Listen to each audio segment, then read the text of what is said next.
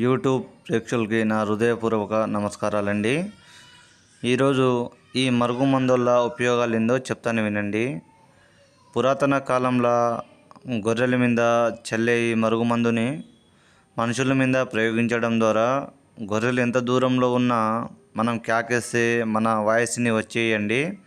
ఇప్పుడు ఈ మనుషులు కూడా అంతే అండి.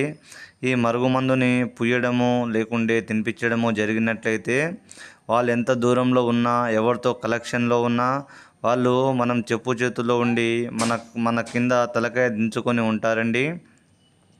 ఇది మరుగుమందుని మా తండ ప్రాంతాల్లో కొన్ని రకాల వనమూలికలతో మేమే స్వయంగా తయారు చేస్తామండి. ఇది కేవలం మంచి కోసం మాత్రమే ఉపయోగించండి.